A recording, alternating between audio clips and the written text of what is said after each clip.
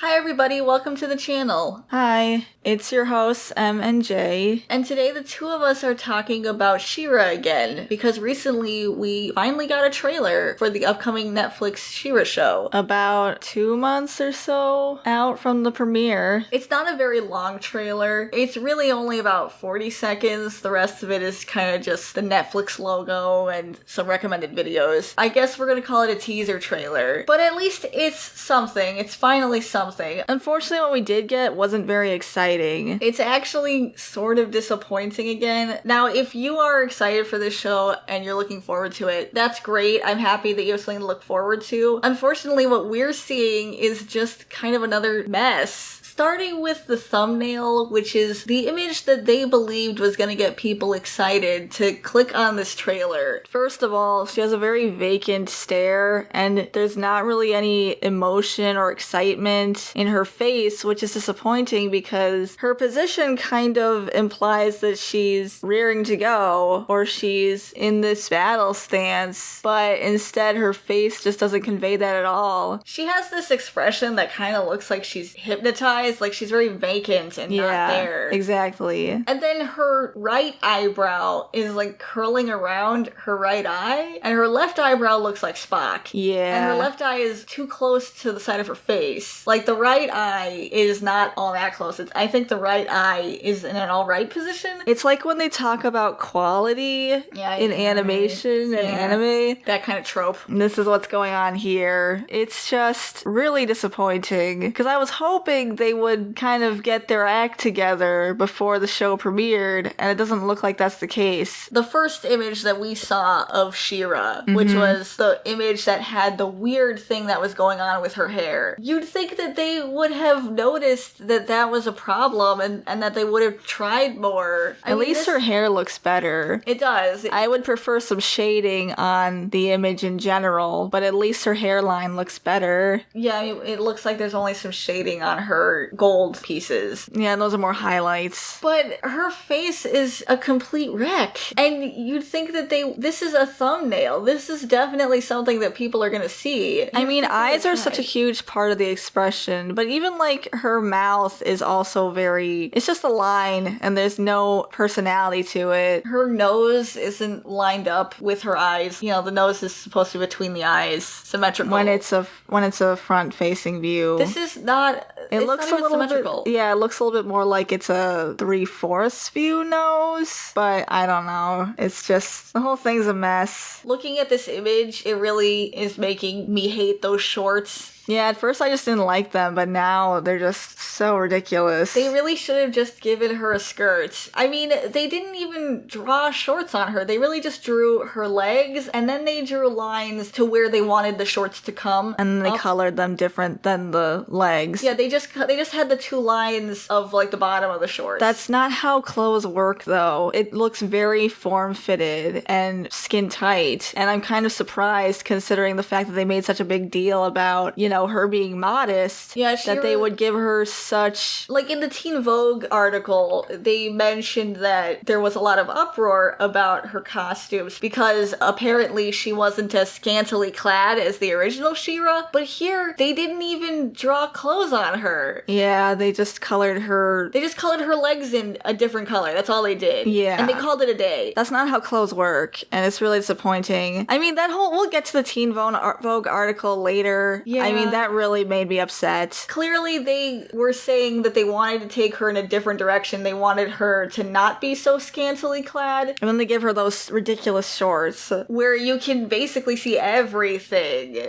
I mean, the original She-Ra, she was wearing more than her brother. She was wearing actual clothes. Like maybe they didn't care for the length. Fine. Or the bare shoulders, maybe? I mean, it's okay if they didn't care for her design.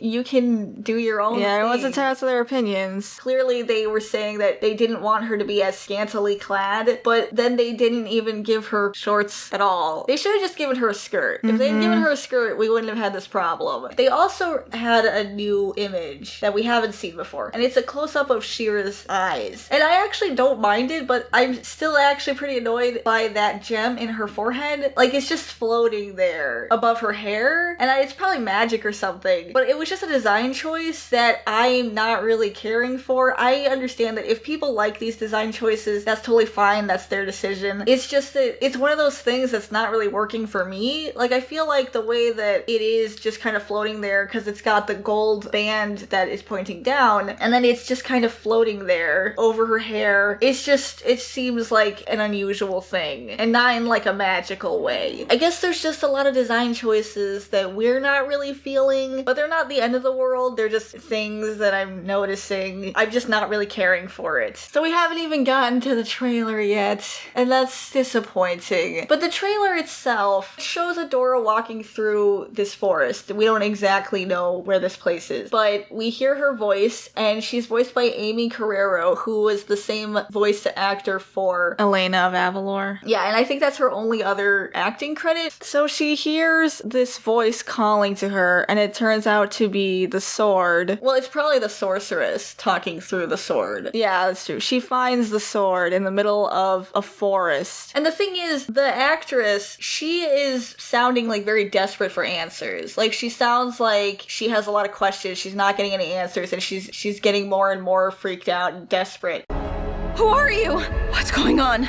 But then if you look at the actual animation, Adora looks like she's just kind of curious. Like, she doesn't look like she's really in any hurry. She doesn't look like she's panicking. She just looks like she's stumbled across this sword. Yeah, there's a disconnect between the acting and the animation. And she looks like she's just finds this random sword and she's like, oh, that's interesting, I'm gonna pick that up. But the actress sounds like she's really upset and freaking out. You're not making any sense. I don't understand. So I think that I don't really blame the actress for that. I think it was the animation. Or the director. Yeah, maybe the director. I don't really know why this ended up happening, where they had this animation that's just kind of like, oh, that's strange, that's unusual. But then they have the actress acting like this is a big deal and some big moments. Mm-hmm. The rest of the trailer is She-Ra's transformation sequence. And it's an okay sequence, but I wish that she had more expression throughout it. Yeah, I mean, compare that to, like, Ladybug's transformation or something like that, because here she looks very stoic throughout the whole thing. And the thing about these sorts of shows where there's, you know, transformations and magical girls and stuff like that, we're probably going to see this animation cycle at least once an episode. Yeah, it just ends up being reused over and over again, so... And we're gonna see a lot of this, and so I wish that it was more expressive, because this is when things get real in the episode. You know, this is when there's gonna be action and things are gonna go down. Exactly. The sequence isn't bad, I just wish that she looked more excited, because if this is it, I do feel like there could have been more to her expression, her excitement, her, you know, everything that's going on with her face. So this trailer premiered through Teen Vogue, and they start the article off with that same terrible image of She-Ra with her hair being totally wrong and messed up. I don't know how it is that so many people must have seen this image by now, and all of them have just thought, yeah, this is a fine image. And they just let it go through on multiple media sources. Whether it was Entertainment Weekly or Teen Vogue, like, none of them seem to want to change it. That's probably not a good sign going forward, but we'll just have to wait and see. So they start by saying we're getting closer and closer to the premiere of She-Ra and the Princesses of Power. And now Teen Vogue has an exclusive first look of the trailer teasing the return of the iconic 80s mythical warrior princess. I think that's a good way to describe She-Ra. I kind of wish we could have gotten these trailers a little sooner, but you know, we've kind of past that at this point. The animated series from Dreamworks Animation Television and Netflix follows the story of Adora, a young orphan who was raised by a group called the Horde. So this is where I'm already kind of nervous. She's been aged down. We all know that by now. But I feel like her being aged down, this is kind of a different character now than what the original She-Ra was. And I wouldn't be against them going in a new direction. It's just the way they talk about the previous show and this show even is very worrisome, and it's even a little insulting in some places. It says she doesn't know where she's from or who her family is, but when she stumbles upon a magic sword that transforms her into She-Ra, the Princess of Power, her whole world changes. And it's soon revealed to her that the Horde is actually an evil army trying to conquer the planet. She leaves behind her former life, joining the rebellion and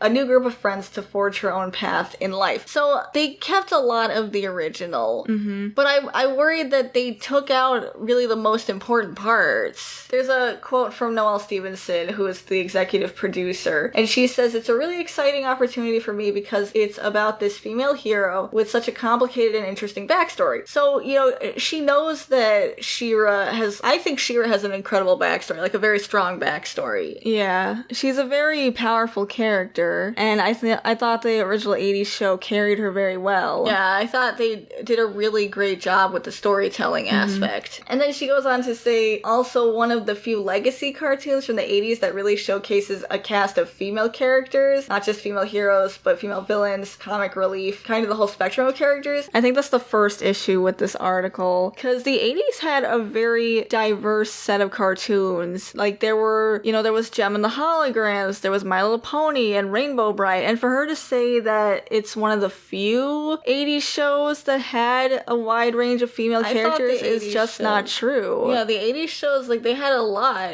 going on. The 80s was a really great time for animation. It was kind of like the animation boom. Yeah, it's when it started. I think it's when people really started to see that animation, like in the West, could be something that was really great for storytelling too. And I know that most of these shows were just glorified commercials, but they had a lot of effort put into them. Yeah, it's kind of weird the way that they talk about She-Ra as if she was kind of exclusive, like the only one. I don't know if it's just that she's not that familiar with other 80s shows, but that really bothered me. For her to just totally ignore Gem and the Holograms and these other great shows that had very diverse characters and a large female cast. Something that was really, really worrying is actually a couple paragraphs down where it says Noelle and the team behind the remake had a couple of things in mind while updating the character and She-Ra's animation for today's world, including fleshing her out beyond a static one-dimensional character. Yeah, that really got under my skin. What show were they watching? I mean, how can they say that she had this very interesting and complicated backstory, but then also in the same breath say that she was a one-dimensional character? Noelle specifically wanted to make Adora feel like a real person, even if becoming a powerful warrior with the help of an enchanted sword is pretty fantastical. Okay, we need to talk about the original She-Ra, because I understand that this is a different show, it's its own show, but clearly they are taking from the original. You know, they're saying, like, a lot of her backstory is basically the same, yeah, but they took accurate. out the most important parts from what it seems. I mean, first of all, in Eternia, the magical land where He-Man takes place, there are twins who are born to the King and Queen, and that's Prince Adam and Princess Adora. And everybody knows that these twins are born with a great destiny. Even the bad guys know that they have a great destiny. No one's exactly sure what that destiny might be, but everybody knows that they're destined for greatness, and that's why the Horde kidnaps Adora. They tried to kidnap both of them, but they only got Adora. So then they raised her to be a captain in their army, and she was already given a high-ranking position. She already had great power. But in this Teen Vogue article, they say that she's catapulted into a position of power and a great destiny. Yeah, and I'm worried that they're taking away her agency as a character. Because the Horde, what they tried to do is they tried to shape her destiny to what they wanted it to be. When she awakes, she will be under my spell once more. And I will make sure she never breaks it again.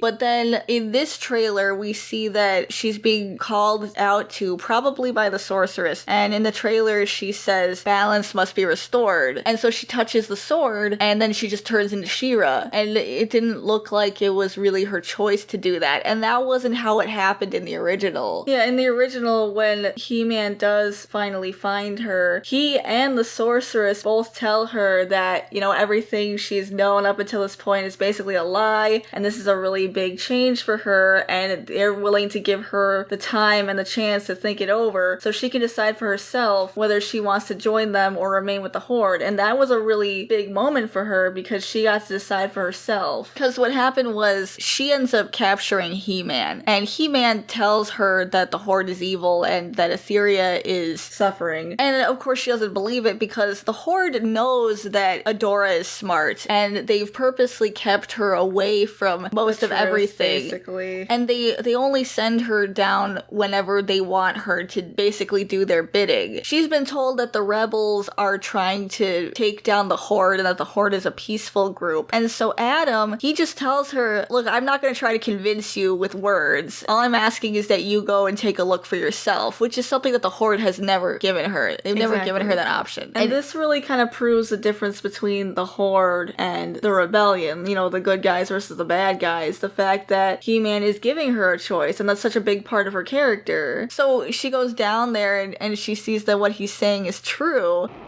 Law said the Horde's taxes were too high, and a trooper overheard him. Now they're going to destroy his home.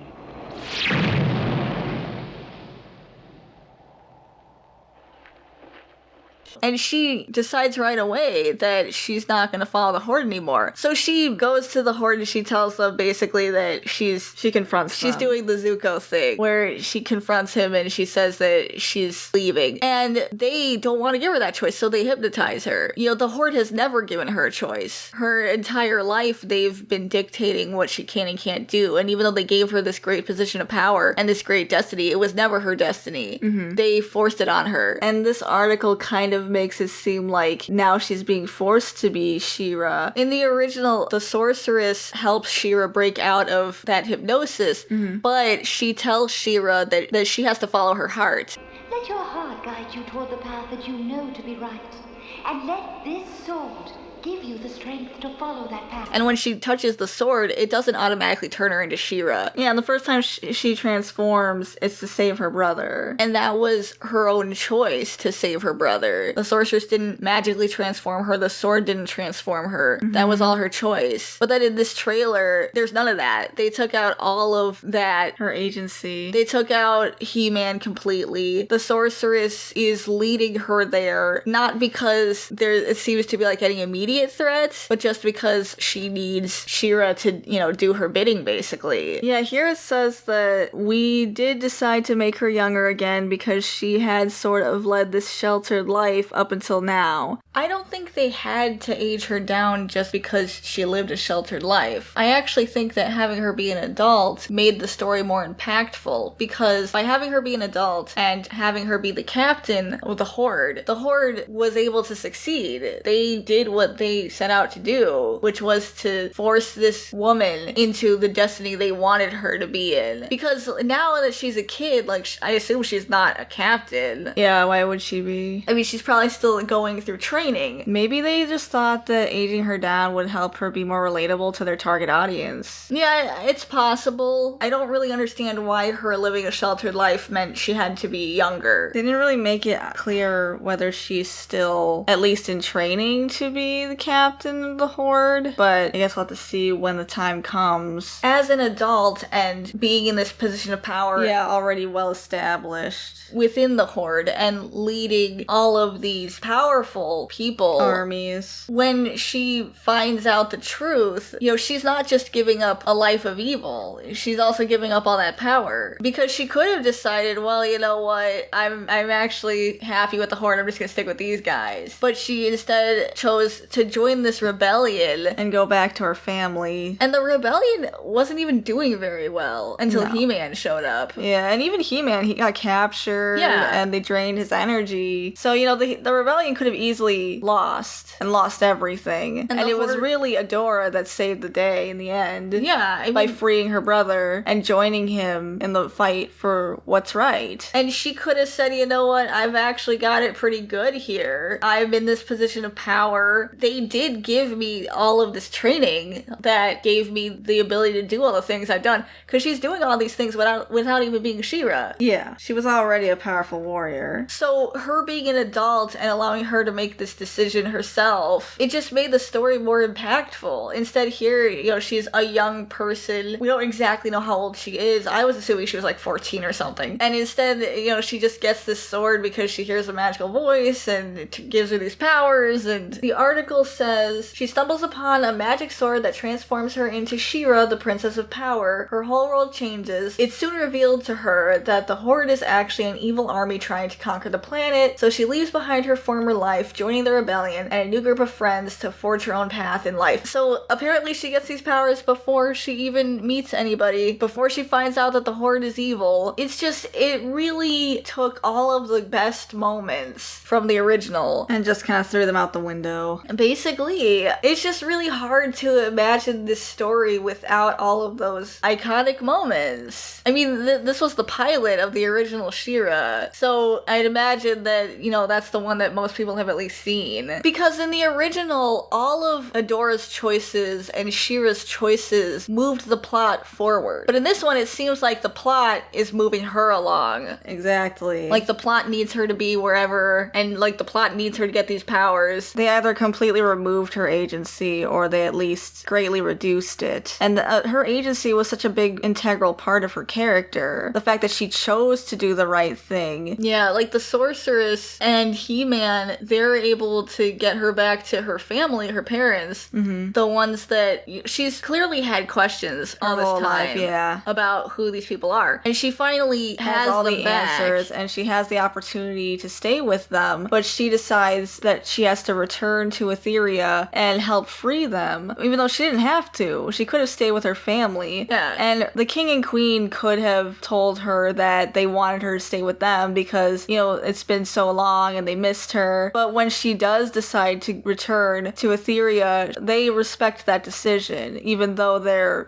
gonna miss her. They respect her decision to do what's right. Yeah, and they know she'll be back. Because they could have said, no, we want you here, we miss you, and we want to spend all this time with you, but they didn't. They gave her that choice and they respected her decision. Here it just seems like she doesn't have any choices at all. And, you know, I'm hoping that that won't be the case in the final product. The way they're describing it seems a little bit more like Sailor Moon instead of She-Ra. Because in Sailor Moon, it was about this normal girl who was living her life, and then all of a sudden this magical cat shows up and tells her that she's actually the reincarnation of a moon princess and has to fight intergalactic bad guys to save the universe. And that's fine, but that's not She-Ra. This little girl who was living her life, and then all of a sudden she gets thrusted into this position of power, and she can transform and turn into a warrior. And now she's just, like, trying to figure it out as she goes along. She wasn't already a warrior. Yeah, just like Sailor Moon. And there's nothing wrong with this kind of story, it's just that wasn't She-Ra's story. So this character just doesn't really feel like She-Ra at all. I see that. The article kind of wraps up talking about the controversy that has come from this whole Netflix series. It says, but as with many recent reboots and remakes, She-Ra has already stirred up some controversy because of her redesign. Some male fans criticized the new look when Noelle shared some first look images of the new She-Ra, upset that the princess wasn't as scantily clad as the original. Now, we can't speak for all fans. We can't speak for female fans or male fans. We're just speaking for ourselves. I think that there are things about this design that aren't working for us. And it's just really frustrating for us because as female and women fans, it's like our voices aren't being heard because they're just dismissing all criticism as being a very specific kind of critique that's coming from a very disingenuous place. And I really don't think it's fair to label all criticism that way. And I also don't think it's fair to the original character to say that she was, you know, scantily clad and basically write her off. Well, the whole article really wasn't fair to her, saying that she was one-dimensional and that she was static as a character, and also saying that she was scantily clad. Yeah. And it's like it's suggesting that the only reason people liked her was because she was beautiful and scantily clad, and like the only people who liked her were male fans who just thought she was attractive. I mean, this is a cartoon that was originally aimed at young girls, and for them to just dismiss miss the original show and all the merits that the characters and the plot had is really offensive to me. I think it is kind of offensive too to male fans who did like the character. It's just kind of reducing an entire group of people to very specific one argument. Any male fan that did also think that this wasn't working for him or whatever, like, you know, he's also getting lumped in with this. It's really sad to see it. It seems like there's this back and forth between like the fans and the people who are working on the new show. And this happens a lot, you know, it's not just with this show. But it seems like there's this back and forth where there's like these two sides and no one's really happy, but everyone's also like too upset to really get anywhere. It just seems really unfortunate. Just the lack of respect for the original source material really has me very concerned and skeptical about this whole show. And I do wish that maybe they would reach out a little more to the fans and, you know, say, hey, we do love the show, which I think they tried at the very end of this article, where Noelle Stevenson says, I really hope that everyone tunes in to watch the show and sees what we're doing with her, because as much as we love the original She-Ra, this version of her, I hope that she can also make this place in people's hearts and that they'll grow to love her just as much. So it seems like they know that people love the original She-Ra, and like they want people to care about this She-Ra too, but then at the same time when they're saying things like the original She-Ra was one-dimensional, and when they say that the fans like only cared about her because she was scantily clad or something like that, ultimately I think that we just want to have a good show with good quality and good storytelling. Thanks for watching this video, everybody. What did you think of this article? Did you think that it was able to get across the message that maybe they were trying to get across, or do you think it just kind of tripped over itself? What are your thoughts on everything that's going on with She-Ra? You can disagree with us. Did you think that She-Ra was a one-dimensional character originally? And if so, why do you feel that way? Do you think that what they're doing with this new She-Ra is fixing any of the problems that may have been in the original? Or are you worried that they're making a bunch of new problems? Let us know in the comments. Like this video if you enjoyed it, and subscribe to this channel if you want to see more stuff like this. We tend to talk about cartoons on this channel, so if that's something you're interested, you can subscribe, and we'll see you in the next video. Thanks for watching, guys. Bye! Bye.